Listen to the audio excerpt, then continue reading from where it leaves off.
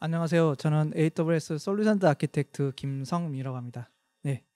이번 시간에는 어, 생성형 AI 모델을 커스터마이징하는 방법 중에 하나인 그 리트리벌 오그멘티드 제너레이션이라고 하는 그 약어로 레그라고 하는데요. 이 레그의 개념하고 그다음에 실제로 이러한 레그를 AWS에서 어떻게 구현할 수 있는지 그런 구현 아키텍처들에 대해서 설명드리겠습니다. 이번 시간에 할 내용을 좀 더 살펴보면 먼저 AWS 내에서 생성형 AI를 어떻게 사용할 수 있는지 저희가 설명을 드릴 거고요. 그리고 이제 레그의 기본적인 개념들, 그다음에 이제 레그에서는 이제 주로 그 데이터를 벡터 형태로 저장을 하고, 그리고 이제 그 벡터 형태로 저장된 데이터를 이제 시멘틱 서치라는 방식으로 이제 검색을 해서 사용을 하게 되는데요. 이때 이제 필요한 개념이 벡터 임베딩이라는 개념이 있는데, 이런 개념들하고 그다음에 실제 이제 벡터를 저장하고 조회할 수 있는 벡터 데이터베이스를 AWS에서 어떻게 사용할 수 있는지 이제 그런 부분에 대해서 소개를 드릴 겁니다. 그다음 마지막으로는 이런 레그가 실제로 여러분들이 이제 구현을 하다 보면 상당히 어려운 부분들이 많은데, 이런 부분들을 자동화할 수 있는 AWS의 서비스가 있는데 그 서비스에 대해서도 간략하게 소개해 드리겠습니다.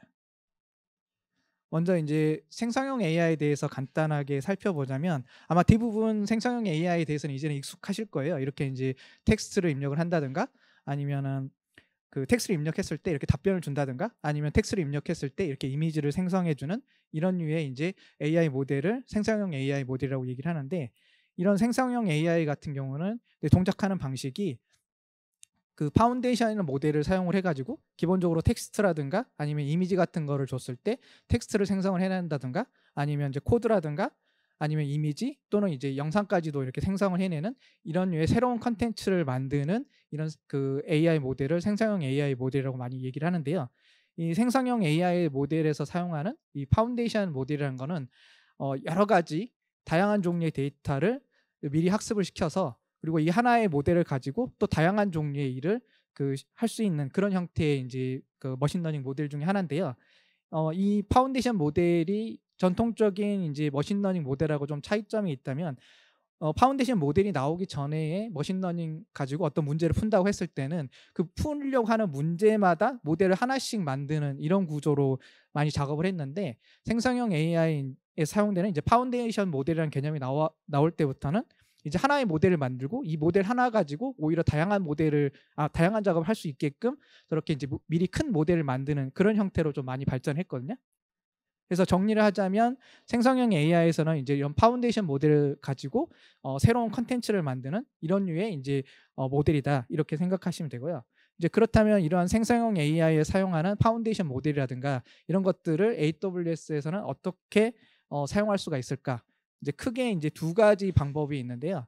그 첫 번째 방법은 아마존 세이지메이커 점프 스타트라고 하는 서비스를 활용하는 방법이 있고요. 두 번째는 아마존 베드락이라고 하는 또 서비스가 있거든요. 그래서 하나씩 살펴보면, 그러니까 세이지메이커 점프 스타트부터 먼저 볼 건데요. 세이지메이커 점프 스타트를 한마디로 얘기해 보자면 세이지메이커 사용자들을 위한 모델 허브라고 생각하시면 돼요. 이제 여기 개발자분들이 많으실 텐데, 개발자분들은 대부분 이제 깃허브 같은 걸 많이 사용을 하시잖아요. 마찬가지로 이제 머신러닝 모델 같은 경우도 깃허브처럼 모델을 이렇게 공개를 해가지고 올려놓은 그런 사이트 같은 게 있거든요.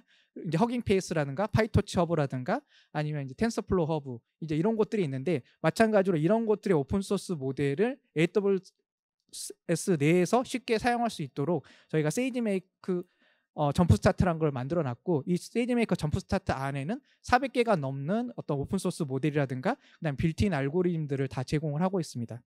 그래서 이렇게 세이지메이커 점프 스타트에서는 여러분들이 어떤 모델을 사용하고 싶으시면 이렇게 검색을 하시면 되거든요. 검색을 하면 이렇게 모델 목록이 나오고, 여기에서 이제 만약에 검색한 모델을 가지고 여러분들이 이제 추론 서버로 디플로이를 하고 싶다. 예, 그렇다면은 그 모델을 클릭을 하시고, 모델을 클릭하시면 이렇게 이제 디플로이 할 때 그 사용할 인스턴스 타입하고 그다음에 이제 시큐리티 관련된 그런 설정만 해주신 다음에 그다음에 이제 디플로이 버튼을 누르시면 자동으로 추론 서버가 생성이 되고 여러분들이 바로 사용하실 수가 있습니다. 그렇다면 이제 오픈 소스 모델 가지고 파인 튜닝을 하고 싶다, 즉 여러분들의 데이터를 가지고 모델을 좀 튜닝을 하고 싶다, 이제 이런 경우에는 여러분들의 데이터를 S3에 저장을 해놓고 그 S3의 위치 설정을 하시고 그다음에 이제 트레이닝에 사용할 인스턴스 타입을 설정을 하신 다음에 몇 가지 이제 하이퍼 파라미터가 튜닝 하실 필요가 있다면 그런 분들을 설정한 다음에 그냥 트레이닝 버튼만 눌러주면 세이지 메이커 내에서 자동으로 그 여러분들이 선택한 그 오픈 소스 모델을 가지고 파인 튜닝을 하실 수가 있습니다. 그래서 사실 이렇게 말만 들으면 잘 이해가 안 가실 텐데요. 그래서 실제로 어떻게 사용하는지 그 간단하게 제가 데모로 보여드릴 텐데 먼저 세이지메이커 점프 스타트를 사용하시려면 이렇게 세이지메이커로 그 들어오신 다음에 세이지메이커에서 이 도메인을 클릭하시면 이제 여러분들이 생성한 도메인이 있다면 그 세이지메이커 그 스튜디오 도메인이 그 바로 보이실 거고 없다면 저렇게 크리에이트 도메인이라는 그 버튼을 눌러가지고 도메인을 생성해 주시면 되거든요. 도메인을 생성할 때 기본 그 디폴트 유저를 설정을 하시게 되는데 이렇게 디폴트 유저가 생기고 그러면 디폴트 유저에서 이렇게 론치 버튼을 클릭하시면 이런 모양의 세이지메이커 스튜디오가 보이거든요. 그래서 여기에서 그 세이지메이커 점프 스타트 메뉴를 클릭하시면 이렇게 지금 보시는 것처럼 여러 가지 모델들을 기본으로 보실 수가 있고 여기에서 제가 만약에 특정 모델을 하나 선택을 한 다음에 디플로이를 하고 싶다고 한다면 아까 설명드린 것처럼 그냥 디플로이 버튼을 누르면 자동으로 이렇게 디플로이가 되고 그리고 인 서비스 상태로 되면 밑에 있는 이제 그 샘플 노트북 같은 게 있거든요. 그거를 이렇게 바로 띄우셔가지고 실제로 그 추론 서버가 어떻게 그 추론 서버에 실제 그 리퀘스트 해보고 그 결과도 이렇게 받아보실 수가 있습니다. 그래서 지금 그 예제를 보여드린 거고요. 근데 이런 식으로 그러면은 그 파운데이션 모델들, 특히나 이제 생성형 AI 모델 같은 것들을 세이지메이커 점프 스타트의 저런 그 콘솔 같은 화면에서만 그 확인할 수가 있냐? 그런 건 아니고요. 세이지메이커에 들어가시면 저렇게 이제 점프 스타트 밑에 파운데이션 모델이라고 하는 메뉴가 있거든요. 여기를 이렇게 클릭을 하시면 파운데이션 모델을 이렇게 또 보실 수가 있어요. 그리고 여기에서 이제 파운데이션 모델을 하나 선택하신 다음에 여기 보시면 이제 플레이그라운드라고 하는 메뉴가 있거든요.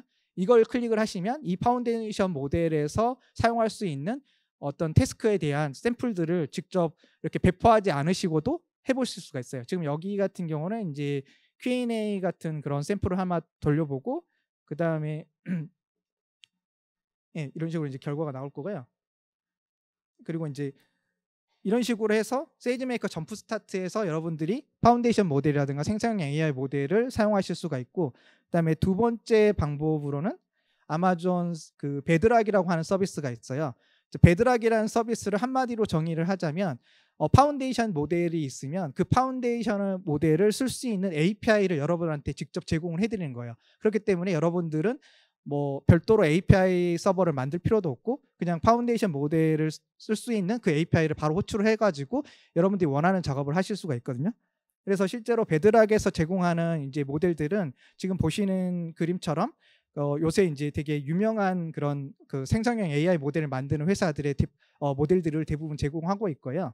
예, 라마라든가 그다음에 엔트로픽 모델 같은 것들, 예, 그다음에 그 미스트렐 같은 거라든가 스테이블 디퓨전 이런 모델들을 다 제공을 하고 있고 그리고 앞서 얘기 드린 것처럼 아마존 베드락에서는 생성형 AI 모델이라든가 이건 파운데이션 모델을 API 형태로 접근을 한다고 그랬잖아요. 그래서 아마존 베드락에서는 인보크 모델이라고 하는 API 하나를 제공을 하거든요. 그래서 이 API를 사용하시면 텍스트를 넣었을 때 텍스트를 출력을 한다든가 아니면 텍스트를 넣었을 때 이미지를 출력한다든가 아니면 이미지를 넣었을 때 이미지를 생성하는 이런 류의 작업들을 하실 수가 있고 마찬가지로 파인 튜닝이 필요하신 경우에도 동일한 그 API를 써가지고 하실 수가 있어요.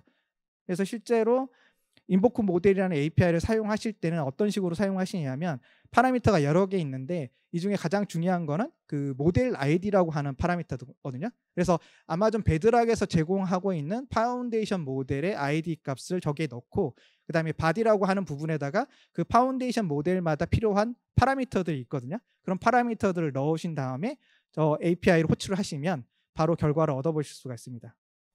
근데 이제 생성형 AI를 가지고 이제 어떤 어플리케이션을 만들다 보면 가장 많이 만드는 어플리케이션 중에 하나가 이제 챗봇 같은 거잖아요. 근데 챗봇 같은 것들을 만들 때 생각을 해보시면 사람이 어떤 질문을 하게 되면 만약에 긴 답변이라고 한다고 하더라도 그 긴 답변을 한 번에 주는 게 아니라 이렇게 한 문장씩 준다든가 실제로 대화하듯이 이렇게 스트리밍 방식으로 아마 답변을 주는 게 훨씬 더 이제 사용자들한테는 더 좋은 그 UX를 제공할 거예요. 그래서 마찬가지로 그 인보크 모델이라는 그 API 같은 경우는 아웃풋을 한 번에 전달을 해주는데, 만약에 긴 아웃풋이 있다고 했을 때 이 긴 아웃풋을 이렇게 스트리밍 방식으로 이렇게 잘라가지고 쭉 연속적으로 전달을 해주고 싶다. 이럴 때는 invoke model with response stream이라는 이 API를 사용하시면 되고요. 그래서 이제 아마존 베드락에서 제공하는 모든 파운데이션 모델에서 저 API를 활용할 수 있는 건 아니지만 대부분의 모델에서는 다 활용이 가능하시고, 그다음에 자세한 내용은 저희들 이제 디벨로퍼 가이드에 잘 설명이 돼 있기 때문에 한번 사용하시기 전에는 한번 디벨로퍼 가이드를 한번 보시고 이제 선택적으로 사용하시면 좋을 것 같습니다. 그래서 실제로 저희가 인보크 모델이라는 걸 갖고 이 API를 가지고 실제 쓰는 그 코드를 잠깐 살펴보면 앞서 설명드린 것처럼 모델 아이디라는 파라미터가 제일 중요하다고 했잖아요. 그래서 저 모델 아이디라는 파라미터에 엔트로픽 모델을 쓰고 있다 한다면 엔트로픽 모델 아이디를 저렇게 입력을 해주고, 그다음에 엔트로픽 모델을 쓸 때 저희가 그 파라미터를 줄 수가 있거든요. 거기에 이제 엔트로픽 모델에서 정의한 저런 파라미터를 body라는 파라미터에 넣어가지고 이렇게 전달한 다음에 인보크 모델을 호출을 하게 되면 결과를 얻으실 수 있고요. 그다음에 이제 또 한 가지 재미있는 모델 같은 것 중에 하나가 이제 문장 같은 것들을 주면 이렇게 숫자 형태의 벡터로 만들어주는 이런 인베딩 모델 같은 것도 있는데, 가장 대표적인 게 아마존의 타이탄 인베딩이라는 모델이 있고요. 마찬가지로 이것도 이렇게 모델 아이디를만 바꿔주시고 인보크 모델이라는 API를 호출하시면 이렇게 바로 사용하실 수가 있습니다. 그리고 이제 여러분들한테 또 좋은 소식 하나는 뭐냐면, 이렇게 이제 아마존 베드락 같은 경우에 AWS의 SDK만 써가지고 구현을 할 수 있는 게 아니라 랭체인이라고 하는 오픈 소스 이런 프레임워크가 있거든요. 이 프레임워크에서도 아마존 베드락에 대한 클래스가 있기 때문에 여러분들이 랭체인을 사용하신다면 저렇게 랭체인에서 제공하는 베드락 그 클래스라든가 아니면 베드락 인베딩 클래스 같은 거를 쓰셔가지고 바로 이제 베드락에 있는 파운데이션 모델을 사용하실 수가 있습니다. 그리고 이제 파운데이션 모델을 사용하실 때 한 가지 주의하실 점은, 여러분들이 파운데이션 모델을 쓰고 싶다고 바로 쓰실 수 있는 건 아니고 파운데이션 모델 어떤 걸 쓰겠다고 하는 여러분들이 이제 설정을 해주셔야 돼요. 이 설정은 아마존 베드락 그 웹 콘솔에 들어가시면 모델 액세스라고 하는 메뉴가 있거든요. 이 메뉴에 들어가셔서 원하는 파운데이션 모델을 찾으신 다음에 이 부분에서 이제 액세스를 하겠다고 저 상태를 바꿔주시면 돼요. 이렇게 상태를 바꾸신 다음에 바로 API를 호출해서 쓰실 수가 있고요. 그래서 이제 지금까지 파운데이션 모델을 사용할 수 있는 두 가지 방법, 세이지메이커 점프스타트하고 그다음에 아마존 베드락 이렇게 두 가지에 대해서 설명을 드렸는데, 그렇다면 이제 내가 어떤 방식으로 사용하는 게 좋을까 이런 고민이 있으실 거예요. 그래서 간단하게 설명을 드리자면 세이지메이커 점프스타트 같은 경우는 그 생성형 AI 모델 외에도 다른 종류의 다양한 오픈소스 모델을 다 사용할 수가 있어요. 그다음에 또 한 가지는 여러분들이 직접 인스턴스 타입이라든가 이런 부분들을 설정하실 수가 있기 때문에 그런 부분에서는 좀 자유도가 높거든요. 하지만 이제 반대로 생각을 해보면 여러분들이 인프라 자체를 다 구성을 하셔야 되기 때문에 이렇게 머신러닝에 대한 지식이 조금 이제 부족한다든가 아니면 머신러닝 엔지니어가 없는 고객사 같은 경우에는 저렇게 이제 인프라부터 구축해가지고 쓰기가 좀 어려우실 수도 있어요. 이제 이런 경우에는 만약 어플리케이션 개발에 집중을 하겠다, 그리고 특히나 생성형 AI 어플리케이션을 만드는 데 집중을 하겠다, 그렇다면은 그냥 API 형태로 제공하는 베드락을 바로 쓰시면은 훨씬 더 쉽게 개발을 하실 수가 있고요. 인프라 자체를 여러분들이 관리하실 필요가 없이 저희가 서버리스 형태로 제공을 하기 때문에 사용하신 만큼만 비용을 이제 지불하시면 된다는 그건 또 장점이 있습니다. 그래서 이제 이 두 가지는 여러분의 상황에 따라서 선택적으로 사용하시면 좋을 것 같습니다. 근데 이제 여기까지 들어보면 우리 이제 파운데이션 모델도 있고 그러면 우리는 이제 생성형 AI 어플리케이션을 쉽게 만들 수 있겠다, 이제 이런 생각이 드실 텐데, 근데 이제 생성형 AI 그 모델들을 사용하시다 보면 이런 류의 어떤 좀 이상한 답변들을 많이 보셨을 거예요. 이제 그 대표적인 예를 들어서 뭐 세종대왕이 맥북 프로를 던진 사건이 있었다는데 뭐 그거에 대해 설명을 해달라든가, 아니면은 오늘 날짜의 주가에 대해서 얘기를 해달라든가, 아니면은 어떤 특정 기업에 대한 기업 내부 정보에 대한 어떤 그 질문을 했을 때의 답변들, 이제 이런 부분들에 있어서 생성형 AI에서 사용하는 그런 파운데이션 모델들이 답변을 잘 못하는 경우가 많거든요. 아니면은 되게 답변 자체는 그럴싸해 보이지만 사실은 그런 일이 발생할 수 없는 그런 상황도 많이 있죠. 예를 들어서 그 세종대왕 맥북 던짐 사건 같은 경우에. 그래서 이제 이렇듯이 여러분들이 파운데이션 모델을 가지고 있다고 그래가지고 여러분들의 그 파운데이션 모델만 가지고 여러분들이 원하는 태스크를 다 이렇게 구현하실 수는 없고 대체로는 저런 파운데이션 모델을 커스터마이징해서 쓰셔야 되거든요. 근데 저렇게 커스터마이징해서 쓸 수밖에 없는 이유가 파운데이션 모델 자체가 만들어진 과정을 생각해 보면 파운데이션 모델에서 사용하는 데이터 자체는 오픈된 공개적으로 오픈된 데이터들이거든요. 뭐 위키피디아 같은 그런 데이터라든가 아니면 인터넷에서 크롤링이 가능한 그런 데이터들이에요. 이제 그런 걸로 했기 때문에 기업의 내부 정보 같은 즉 도메인에 특화된 어떤 정보 같은 것들은 파운데이션 모델에 이미 학습이 안 돼 있기 때문에 답변을 잘 못 주고 그다음에 이렇게 크롤링 해가지고 또 학습을 오랜 기간 동안 학습을 하다 보니까 실제 학습에 사용된 모델 자체가 상당히 오래된 데이터라서 최신 데이터가 업데이트 안 된 경우가 많아요. 그리고 이제 파운데이션 모델이 답변을 줄 때는 이게 문법적으로 이렇게 문장이 이상하지 않다 이런 경우에는 그냥 답변을 내거든요. 그렇기 때문에 약간은 이런 환각 현상 같은 것도 만들어낼 수 있어요. 사실 뭐 세종대왕 시대 때 맥북 프로가 나올 리가 없지만 뭐 세종대왕이 맥북 프로를 던졌다는 문장 자체는 이상한 문장이 아니거든요. 문법적으로는. 그래서 그런 것 때문에 커스터마이징이 필요하고 그러면 이제 이렇게 커스터마이징 하는 방법 중에 하나가 이제 프롬프트 엔지니어링 방법이 있거든요. 그러니까 프롬프트 엔지니어링이라는 것은 여러분들이 이제 검색 같은 걸 하다 보면 처음에 키워드를 하나 놓고 검색 결과가 잘 나오지 않으면 뭐 여러 가지 검색 연산자를 쓴다든가 아니면 키워드를 더 추가를 해가지고 원하는 결과를 얻는 경우가 많잖아요. 마찬가지로 이렇게 파운데이션 모델에 우리가 원하는 응답을 얻기 위해서 결과를 얻기 위해서 여러분들이 넣는 입력의 텍스트를 이렇게 바꿔주는 거예요. 그런 작업들을 저희가 프롬프트 엔지니어링이라고 하고 사실 이제 프롬프트라는 거는 이런 그 파운데이션 모델의 입력으로 들어가는 텍스트를 저희가 보통 프롬프트라고 얘기를 하고요. 그래서 지금 보시는 것처럼 단순하게 내가 원하는 작업에 대한 질문만 하는 게 아니라 이 작업에 대한 예제라든가 그러니까 이 작업을 수행할 때 어떤 식으로 수행한다는 그런 예제를 준다든가 아니면 명확하게 이런 식으로 수행해라 하는 어떤 인스트럭션 준다든가 이런 식으로 그 질문하고 이런 예제 같은 걸 같이 넣어주면 실제 파운데이션 모델에서 응답을 줄 때 여러분들이 원하는 결과를 좀 더 빨리 줄 확률이 높거든요.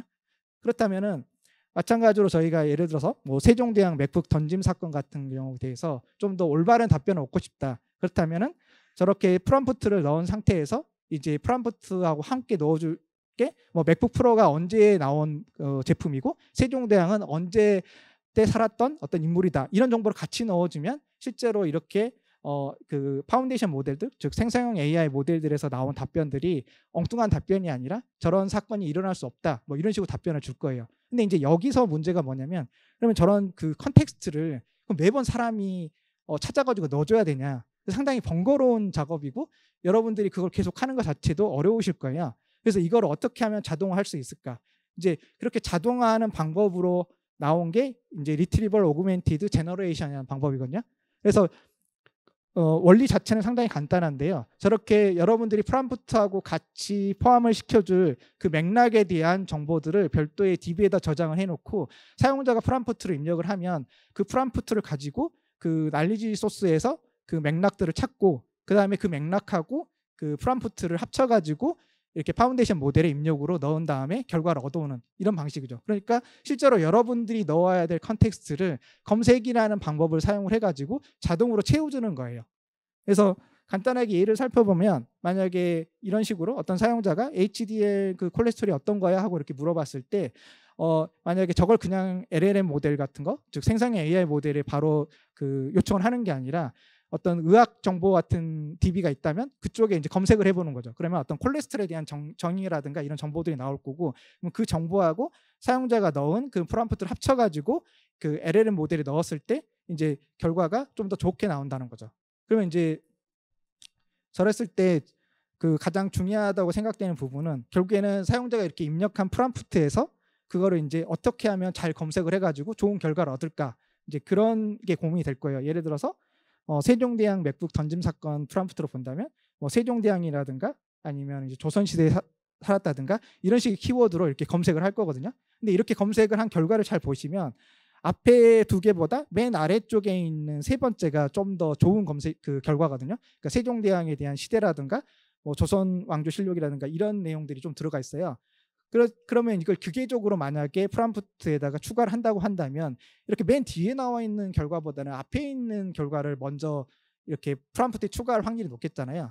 그렇다면 만약에 검색을 했을 때도 이렇게 검색한 결과에서 그 이 프롬프트하고 연관성이 높은 결과가 이렇게 상위에 랭크가 되도록, 그러니까 이런 식으로 검색 결과의 품질을 올려주는 게 좋거든요.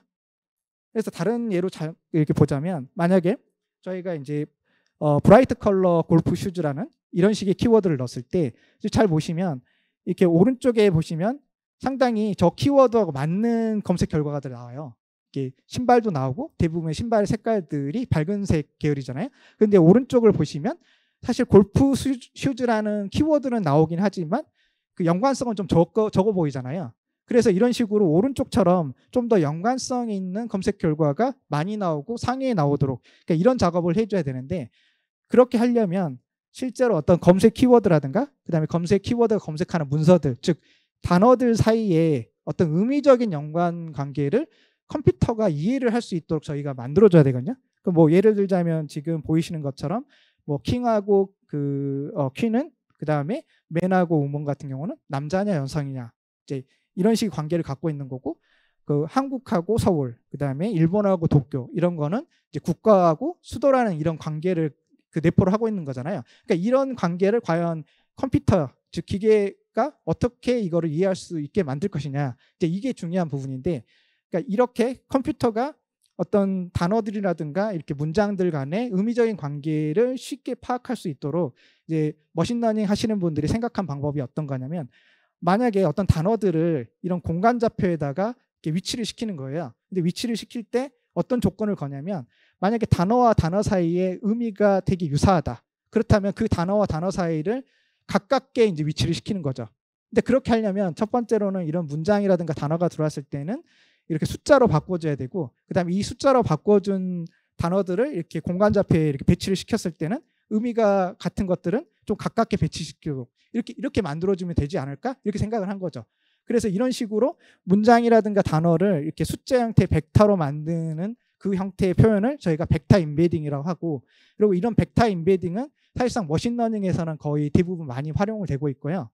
그리고 이제 실제 이런 벡터 임베딩을 썼을 때 장점은 뭐냐면, 그 벡터들, 즉 단어와 단어 사이의 의미 관계를 벡터와 벡터 사이에 얼마나 가까이 위치되어 있냐, 즉 거리만 계산을 해가지고도 이렇게 단어와 단어 사이의 의미 관계를 쉽게 파악할 수가 있고, 이 부분이 왜 중요하냐면 컴퓨터 같은 경우는 사람이 이해하는 것처럼 어떤 단어의 의미를 쉽게 이해하지 못하거든요. 할 수 있는 거는 사칙 연산이라든가 이런 것밖에 못해요. 그런데 저렇게 그 단어 자체를 벡터로 바꾸고 그다음에 그 벡터와 벡터를 위치를 시킬 때 의미적으로 가까운 벡터는 의미적으로 단어가 의미적으로 관계가 많으면 벡터가 그 가까운 위치시키도록 이렇게 만들었기 때문에 컴퓨터가 그냥 이렇게 사칙 연산 같은 걸 이용해서, 즉 베타 형산을 이용해가지고 유사도를 쉽게 계산할 수 있다는 거죠. 그래서 이제 보통 그 벡터 서치를 할 때 그 사용하는 유사도 계산 방법으로는 이제 유클리디안 그 거리를 계산한다든가, 아니면 두 벡터 사이의 각을 계산하는 코사인 시뮬러리티, 아니면 두 벡터 사이의 내적을 계산하는 다 프로덕트, 이 세 가지 방법 중에 하나를 선택해서 많이 사용을 하고요. 그리고 이렇게 그 단어라든가 그 외에 텍스트 외에 이제 오디오라든가 아니면 이미지 같은 경우도 이렇게 숫자 형태의 벡터로 표현할 수가 있기 때문에 이렇게 텍스트가 아닌 다른 어떤 멀티미디어 데이터에 대해서도 저희가 쉽게 검색을 할 수가 있어요. 그리고 이제 이때 이렇게 멀티미디어 데이터라든가 아니면 텍스트 같은 경우로 이렇게 벡터 형태로 바꾸는 머신러닝 모델을 저희가 이제 임베딩 모델이라고 하고요. 그래서 이렇게 임베딩 모델을 사용해 가지고 벡터로 만들고, 그다음에 이렇게 벡터로 만든 거를 이제 벡터 데이터베이스라고 하는 곳에 저장을 해 가지고 검색을 해서 이제 사용할 수가 있는 거죠. 그래서 만약에 레그에서 저희가 그 RDD 소스를 저장하는 곳에 벡터 데이터베이스를 사용을 한다면 전체적인 아키텍처가 이제 이런 식으로 바뀌게 될 거예요. 그래서 먼저 날리지 베이스에 있는 문서라든가 이런 것들을 임베딩 모델을 이용을 해가지고 벡터로 바꾸고, 그 벡터를 벡터DB에 이제 저장을 한 다음에 이제 사용자들이 그 프롬프트를 입력을 하면 그 프롬프트를 가지고 이제 벡터DB에서 검색을 해서 컨텍스트를 찾은 다음에 그 컨텍스트를 합쳐가지고 그 LLM 모델이라든가 생성형 AI 모델에 전달하는 거죠. 이때 이제 그 아까 설명드렸던 임베딩 모델을 사용해 가지고 어떤 입력을 벡터 형태로 바꾸게 되고요. 그래서 이런 임베딩 모델의 대표적인 예가 앞서 설명드렸던 아마존 베드락에서 사용하실 수 있는 이런 타이탄 임베딩 같은 모델을 바로 사용하실 수가 있고요. 그리고 이때 중요한 부분이 어떤 부분이 있냐면 저는 인베딩 모델 같은 경우에 그 인베딩 모델의 인풋으로 들어갈 수 있는 그 텍스트의 길이가 제한적이에요. 예를 들어서 뭐 500단어까지 넣을 수 있다든가 이런 식의 제한이 있거든요. 그렇기 때문에 만약에 긴 문서가 있다. 예를 들어서 책 한 권의 내용을 가지고 뭔가 이렇게 벡터DB를 만들겠다. 이렇게 했을 때 그 책 한 권의 내용을 저런 인베딩 모델을 바로 인풋으로 넣을 수가 없고 이렇게 책 한 권의 내용을 잘게 쪼개는 거예요. 이게 문서 하나를 잘게 쪼갠 다음에 저 인베딩 모델의 인풋으로 넣을 수 있는 사이즈만큼 쪼개서 그걸 인풋으로 넣고 각각을 벡터로 만들거든요. 그래서 저렇게 데이터를 쪼개는 작업, 즉 문서를 쪼개는 거를 저희가 다큐먼트 청킹이라고 얘기를 하고, 이 청킹하는 방법이 실제로 어떤 레규의 그 품질을 올리는 상당히 중요한 역할을 하거든요. 그게 왜 그러냐면 저 이렇게 쪼개진 문장 하나가 나중에 프롬프트의 컨텍스트로 들어가기 때문에 컨텍스트가 좋을수록 결과가 좋거든요. 그러니까 저렇게 잘 쪼개가지고 내가 원하는 어떤 결과를 잘 찾을 수 있는 형태로 만들어주는 게 중요하고, 그래서 크게 보면은 세 가지 방법을 사용할 수가 있는데, 첫 번째는 아예 그냥 문장 단위로, 즉 마침표 단위로 이제 쪼개는 방법. 두 번째는 이제 그 문장을 한 문장 단위로 쪼개는 게 아니라 여러 문장 단위로 쪼개는 방법이 있고요. 세 번째는 쪼갠 문장끼리 약간 오버래핑을 하는 방법이 있어요. 그래서 이렇게 세 가지 방법 중에 하나를 선택해서 많이 사용을 하시고,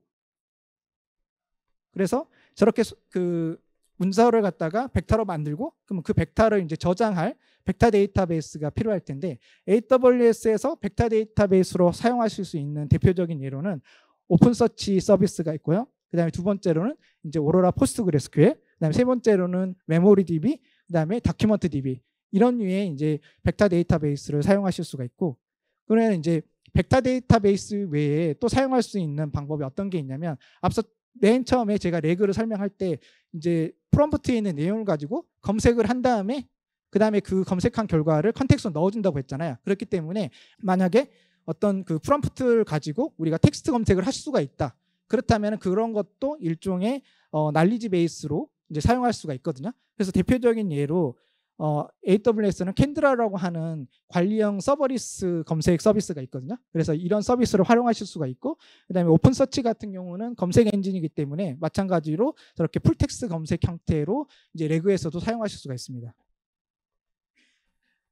그리고 이제 여기서 중요한 점이 오픈서치 같은 경우는 벡터 검색도 가능하고 그다음에 또 풀텍스트 검색도 가능하거든요. 그렇기 때문에 사실상 오픈서치를 사용하시면 이 두 가지 방식을 혼합해서도 사용하실 수가 있어요. 그래서 전체적으로 사용할 수 있는 벡터 데이터베이스라든가 검색 엔진 같은 경우는 이런 것들이 있고, 그다음에 이제 검색하는 방식에 따라서 이렇게 세 가지 방식으로 여러분들이 사용할 수가 있는 거예요. 그래서 지금까지 얘기 드렸던 이런 벡터 데이터베이스라든가 검색 엔진을 가지고 만약에 레그를 구현을 한다. 그러면 이제 어떤 식으로 구현할 수 있을지 그걸 간단하게 보여드리자면, 이제 레그는 이제 이런 모양일 거잖아요. 여기에서 이제 중요한 부분이 벡터 데이터베이스를 쓰는 부분이 저렇게 날리지 소스를 저장하는 부분이거든요. 그래서 저 날리지 소스를 저장하는 부분에서 만약에 내가 기본적으로 그 풀텍스트 검색 엔진을 사용을 하겠다. 그러면 캔드라라든가 오픈서치 서비스 같은 걸 사용하실 수가 있고, 그렇게 되면 이제 그 이렇게 검색 엔진을 사용하실 때는 벡터 데이터베이스를 사용하는 것과 다르게 여러분들이 문서를 청킹한다든가 벡터로 만들 필요가 없어요. 그래서 그냥 문서 자체를 검색 엔진에 넣고 검색할 수 있는 형태로 만들어주면 되거든요. 그렇기 때문에 별도로 인베딩하는 모델은 사용하지 않고 실제로 텍스트를만 생성해내는 그 모델만 필요하고요. 그리고 이제 날리지 소스만 이렇게 그 검색 엔진 같은 게 넣어주시면 되고, 여기서는 이제 캔드라를 사용했는데 저 캔드라 자리에 만약에 오픈서치 서비스를 사용하신다면 이제 이런 모양이 될 거예요. 그리고 이제 이번에는 그러면 이제 만약에 벡터 서치가 가능한 벡터 데이터베이스를 사용을 한다. 그럼 이제 어떤 형태가 될 거냐면 벡터 데이터베이스를 사용하시려면 일단은 날리지 소스에 있는 문서나 데이터 같은 경우를 벡터로 만든 다음에 넣어야 되거든요. 그렇기 때문에 벡터로 만들 수 있는 저런 인베딩 모델이 필요하고, 또 이렇게 벡터로 만드는 과정에서 이렇게 문서 자체를 청킹을 하는 작업들이 필요한 거예요. 그리고 그렇기 때문에 이런 식의 데이터를 인젝션하는 이런 워크플로우를 여러분들이 좀 직접 구현하실 필요가 있고요. 마찬가지로 저렇게 그러면 이제 벡터 서치를 보셨는데, 그러면 이번에는 벡터 서치도 가능하고 그다음에 풀텍스트 검색도 가능한 오픈서치 서비스를 사용할 때는 어떤 형태로 쓰실 수가 있냐면, 아키텍처 자체는 그 벡터 서치를 사용한 아키텍처가 유사해요. 왜 그러냐면 벡터 인베딩도 넣어야 저장을 해야 되고 그다음에 풀텍스트도 저장을 해야 되기 때문에 사실상 아키텍처 자체는 동일한데 여기서 이제 주목할 부분은 앞서도 설명하신 것처럼 두 가지 검색 방식을 동시에 사용을 하실 수가 있기 때문에 여러분들이 이제 벡터 서치를 할 때 좀 더 정확하게 여러분들이 원하는 결과를 얻을 수가 있어요. 예를 들어서 벡터 서치를 한 결과에서 이제 풀텍스트 서치 기능을 사용을 해가지고 결과를 필터링 한다든가, 아니면 풀텍스트 서치를 한 스코어 값이랑 벡터 서치에서 한 스코어 값을 합쳐가지고 새로운 스코어를 만들어서 여러분들이 원하는 형태의 어떤 결과를 얻는다든가, 이런 작업이 가능한 거죠. 그래서 지금까지는 날리지 소스를 어디에 저장하느냐에 따라서 아키텍처가 바뀐 거를 봤고, 그렇다면 이번에는 저렇게 텍스트를 생성해주는 LLM 엔드포인트를 어떤 걸 사용하느냐에 따라서 아키텍처가 어떻게 바뀌는지 간략하게 살펴보면요. 먼저 이제 저희가 파운데이션 모델이라는 건 생성형 AI 모델을 사용할 수 있는 방법이 AWS는 두 가지라고 말씀을 드렸잖아요.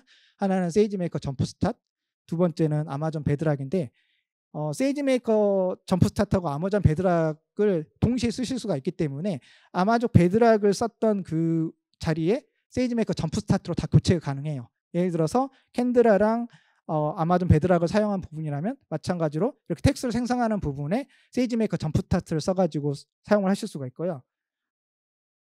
마찬가지로 벡터 서치를 사용하는 부분에서 이제 인베딩 모델이라든가 그다음에 텍스트를 생성하는 모델, 여기에 세이지메이커 점프스타트를 사용하실 수가 있어요. 예. 이렇게 하이브리드 서치 역시도 마찬가지 방법으로 하실 수가 있고요. 그러면 이제 실제로 저렇게 레그를 어떻게 구현하는지 간단하게 예를 살펴보자면, 이게 상당히 간단한 방법인데, 앞서 얘기한 것처럼 만약에 벡터 인베딩 같은 것들이 번거롭고 그래서 텍스트 서치 기반으로 하겠다. 그렇다면 캔드라에 데이터를 넣고 그다음에 우리는 좀 더 오픈 소스 모델을 사용하고 싶다. 그렇다면 이제 아마존 세이지메이커 점프스타트를 이용을 해가지고 텍스트를 생성하는 모델을 배포해서 이런 형태의 레그를 구성해 볼 수가 있고요. 그래서 데모로 잠깐 살펴보면, 먼저 텍스트 제너레이션 하는 모델을 배포를 해야 되기 때문에 세이지메이커 점프스타트에서 저렇게 검색을 해가지고 저 모델을 이제 배포를 합니다. 그래서 저렇게 배포를 하고 나면 그 다음에 이제 캔드라에 문서를 색인을 해야 될 거예요. 그래서 문서를 지금 이미 색인된 상태고요. 저건 어떤 식으로 했냐면, 저희가 캔드라를 클라우드 포메이션으로 배포를 할 때 이제 웹 크롤링을 바로 할 수 있도록 저렇게 크롤링할 그 URL 주소들을 넣고 이제 캔드라를 구성을 했고요. 그렇게 되면 캔드라에 자동으로 문서가 색인이 됩니다.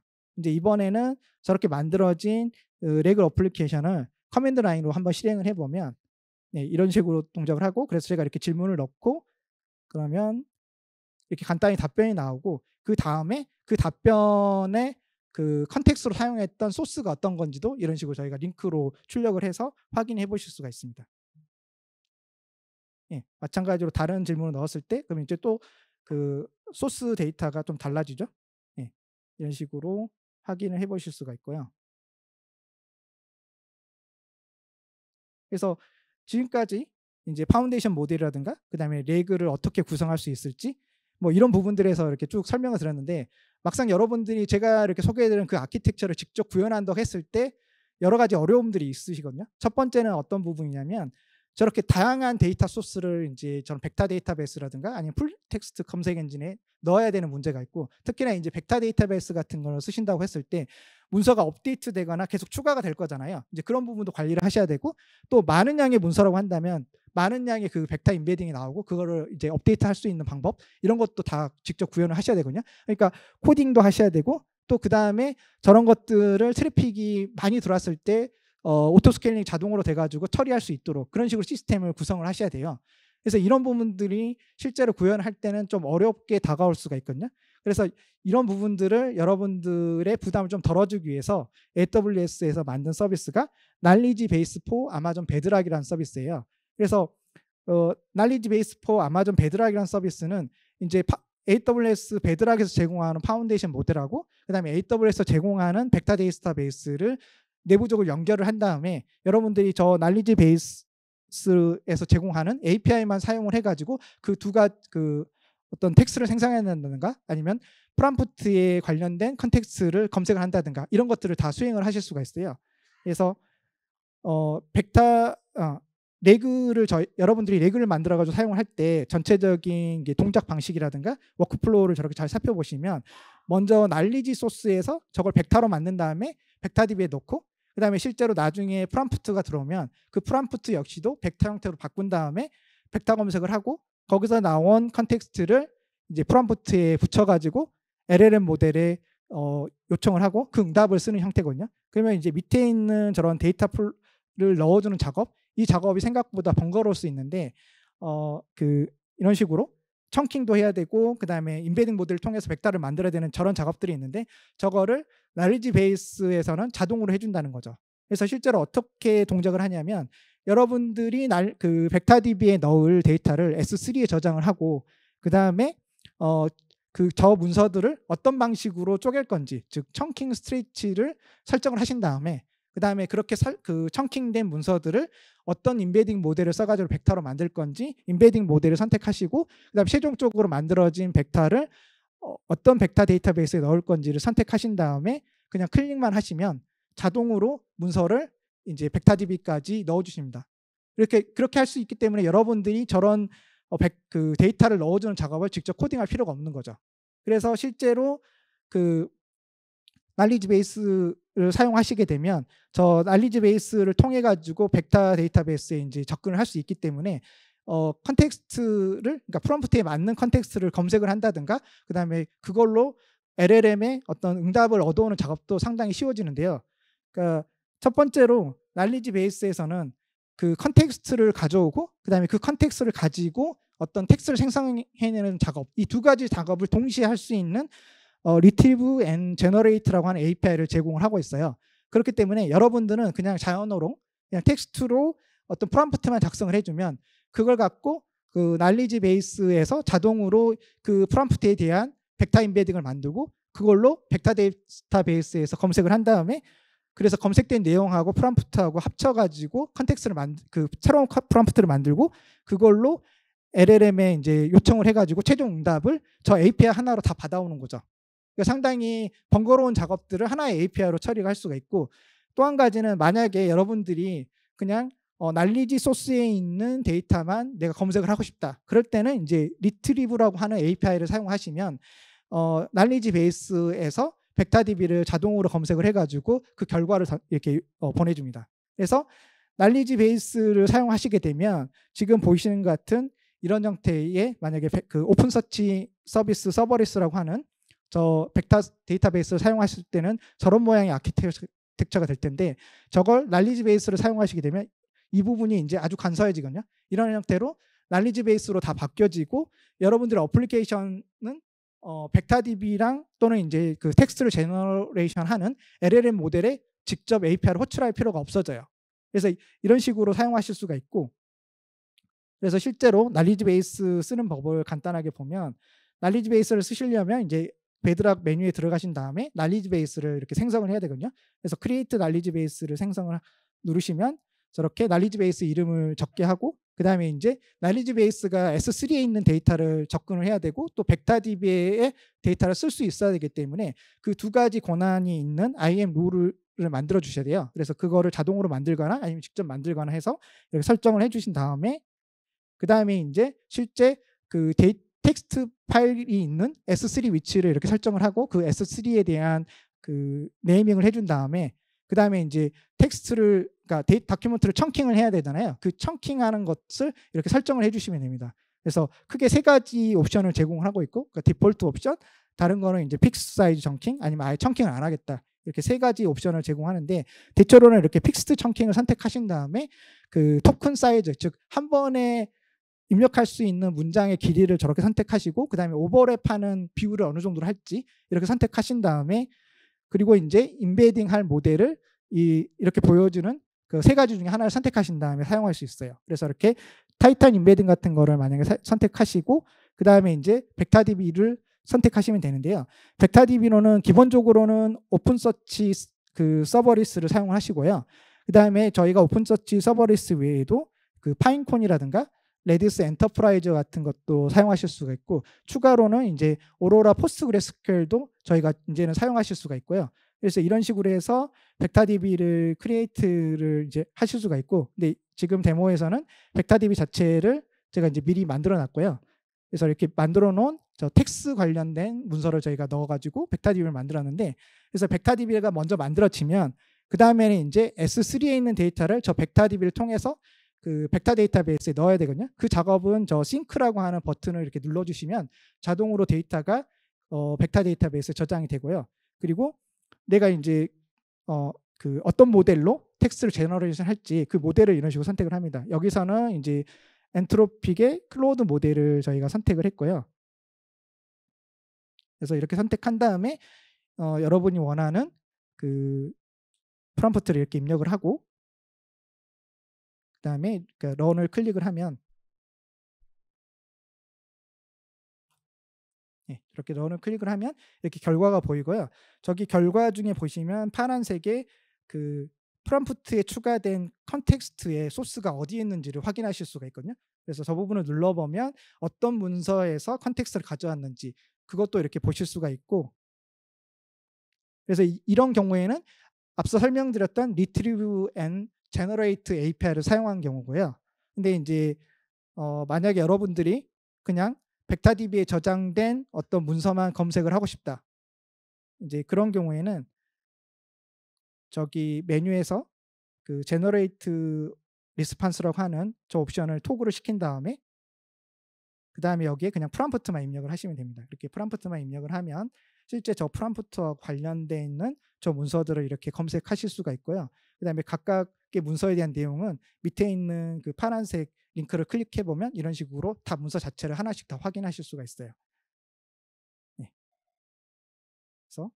그래서 이런 식으로 날리지 베이스를 쓰시면 여러분들이 벡터DB에 데이터를 넣어주는 작업, 그 다음에 그 텍스트 생성하는 작업 자체를 API 2개 가지고 처리를 하실 수가 있다는 거예요. 상당히 쉽게 구현을 하실 수가 있고요.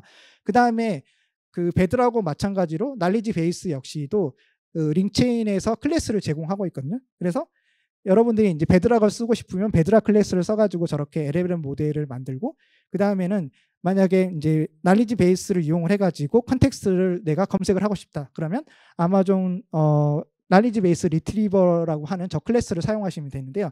이때 중요한 파라미터가 그 날리지 베이스의 아이디를 넣어주셔야 돼요. 그러니까 날리지 베이스를 만들게 되면 그 날리지 베이스마다 유니크한 아이디가 보여가 되는데 그거를 AWS 콘솔이라든가 CLI를 통해서 얻어오신 다음에 저걸 이렇게 넣어주시고, 그 다음에는 이제 랭체인의 다른 뭐 API 같은 거 쓰셔가지고 여러분들이 원하는 그 생성형 AI 어플리케이션을 저렇게 쉽게 만드실 수가 있습니다.